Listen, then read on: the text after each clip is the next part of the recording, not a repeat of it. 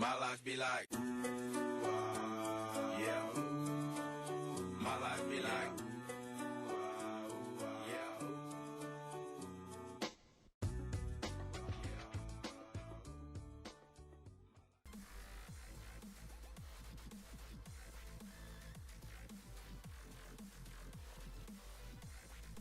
Good morning, Paladin here.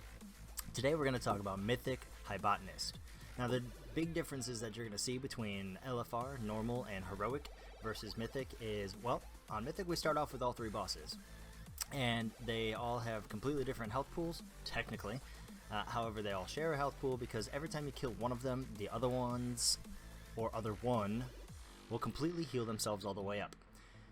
Now it's a good thing to keep in mind in knowing this, and the fact that if you are looking to parse or to do anything of that nature, is that AoE damage, i.e. any damage done to any boss that is about to heal to full, will count as 0 damage done. So really it's a single target fight, and it's a very interesting single target fight. Things I recommend in terms of our talent builds. 1. Blessed Hammer or Holy Shield for phase 3. Now, for our first kill, I used Holy Shield because I wasn't sure about the amount of damage that was going to come out when the Solarist was up. However, on our next 2 consecutive kills, I used Blessed Hammer.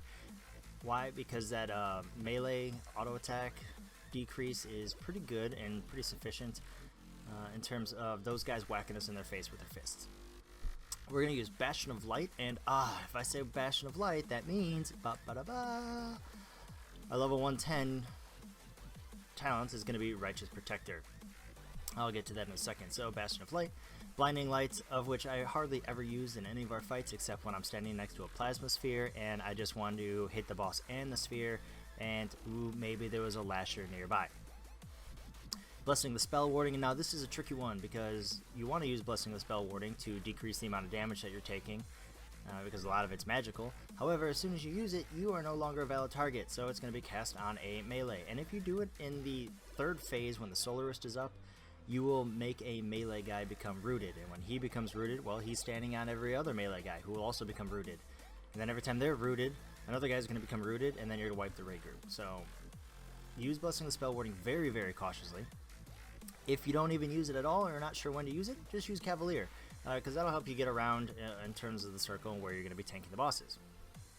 Hand of the Protector is our always Consecrated Ground. If you have a Holy Paladin, Judgment of Light if you don't have a Holy Paladin. And then finally, Righteous Protector.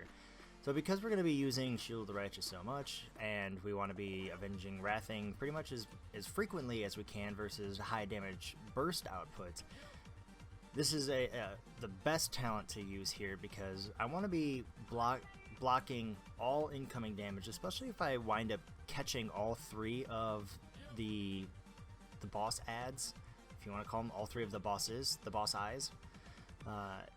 If I have all 3 of them, I want to be reducing all incoming damage as much as humanly possible, and you want a Shield of the Righteous uptime that's just astronomical, so Righteous Protector is going to be the way to go. And it's also really going to help in phase 3, especially if you have the Waste Plate Chain of Thrain, because it's going to increase your healing that you receive by 50%, which will become very important the longer and longer you hold those roots, trying to give your DPS enough time to just pound on the boss. Trinkets, I highly recommend Memento of Angrboda if you have one, especially in phase 3 when you're sacking DPS and or healers, because it's going to proc for you. Swarming Plague Hive is a pretty good choice as well. Any stat stick, and I recommend any stat stick for survival or DPS builds, because any haste stat stick is going to increase the amount of times that you get to use abilities. If you're not quite sure how much damage you are going to take, I use Dark Moon Deck Immortality or an Unstable Arcano Crystal. So for our first kill, I use Dark Moon Deck and our Unstable Arcano Crystal. For our other kills, I use Memento and Swarming Plague Hive. Now, in terms of the order in which we kill things, I know I kind of ignored a little bit of the beginning of the fight here, but we kill the Naturalist first because, as you can see in the video right now, there's a green swirling circle. That green swirling circle heals the bosses all the way up. Well, I don't want them to heal all the way up, so I need to move the bosses out of that. And you know how in like normal and mythic, or normal and heroic, you just kind of like kite it around the room in a nice little circle? Well, in this one, we're going to be running the triangle the entire time. So red to green, to blue, to red, to green, to blue. And so we want to make sure that that green circle is way out of the group. So just before the naturalist casts Grace of Nature, about 5 seconds prior to, we begin pulling the naturalist out, because at about 2 seconds the naturalist is going to stop moving and begin casting. And we want to make sure that they're far enough away. If your group's fast enough, you're only going to get 2 of these. We've actually had one time, or now on our most current kills, we only get 1 Grace of Nature before the naturalist is dead. But as you're learning, you should only get 2 of them, so prepare for that. After that, we're going to switch to the Arcanist, and I'm going to talk about the sack strat versus the, I guess, tank mechanic heavy Arcanist strat, which they both work, but for our group, killing the Solarist last worked the best. When you kill the Naturalist, now every time you kill a Plasma Sphere, the Plasma Sphere is going to spawn a Lasher. That Lasher is going to train on a melee or a ranged or a healer. But most often than not, it's going to pick a melee guy. And if that Lasher touches a melee guy, it once again roots that melee. That melee then has to be dispelled or use like a Hand of Freedom. And when they do, that's going to spawn 2 additional Lashers and so on and so forth. And it just becomes this big snowball effect. Never get behind on DPS on this fight, because inevitably it's going to happen when those Plasma Spheres are up and you're going to be in a lot of trouble. And you're not going to be happy with your life at that point in time. The other markers that you're going to see on here are yellow and purple. That is for phase 3 when we're dealing with the Solarist. So when we're dealing with the Solarist, we move, we try to position just as the Arcanist is dying, and then the Mohawk, my OT, taunts the boss, holds the boss here, and here's where it gets a little wiggly. Alright? So we're going to lust as soon as we enter into this phase, and you have 25 seconds until the next Plasma Sphere comes up. Here's the weird one. Sometimes the Plasma Sphere doesn't come up, and you then have an additional 15 seconds to do damage to the Solarist. If this happens, you want to make sure that you have a tank that can withstand a lot of damage.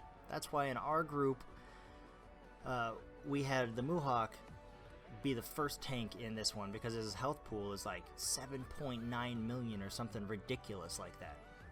So he tanks first just in case we get that. Now on our second kill, out of our 3 kills, our second kill that happened to us, on our third kill it didn't, so on and so forth. But we just prepared for it in case it happened. In this particular video it doesn't. So after or as the second sphere is exploding, I have taunted the boss and I'm running over to my location. Now you see me on the outside of the circle with all the melee in range on the inside of the circle. This is to make sure they don't stand on you to once again spawn Lashers and spawn purple things and just really screw up your raid group. So make sure nobody stands on you. On this one, you're going to see I used just my Ardent Defender and an Eye of Tear, because there's not a lot of damage coming out once that second sphere dies. The Moo taunts back, runs across the platform, and we're doing the whole thing again. Remember to focus on the Lashers because they are fast. With the sack strat, you're going to take people who are going to get fixated. They're going to run out and they're going to soak all those spores and die, because we don't want anything else to spawn. And then we try to use res totems, because you see here we had a res totem available, we had an Ankh available, and we had a B-res up as well. On this final one, and this is where your group may start to lose their minds. 1.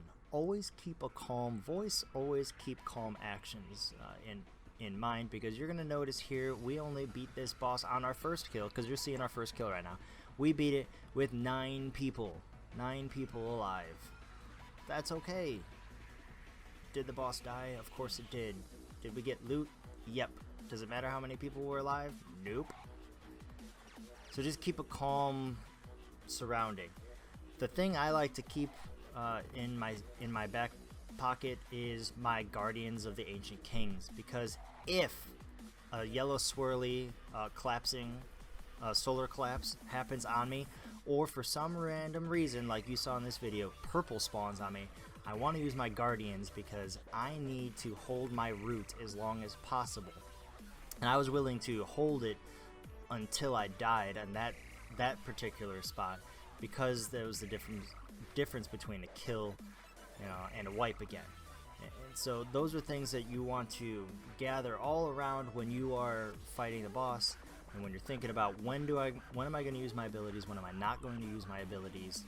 Could I have taunted, used Blessing and Spell Warding? Yes. Would it have been extremely dangerous? Of course it would have, because if you saw right behind the boss, we actually had a melee DPS get touched by a lasher, and that kind of went into the oh no moment, where there could be some panicking if there wasn't enough people to just say, look, calm down, calm down. So I hope this strat helped you out. I hope a little video in terms of how to do this as a Prot Paladin assisted you, and I wish you all the best with loot. Good luck, and I'll see you on the next boss, guys.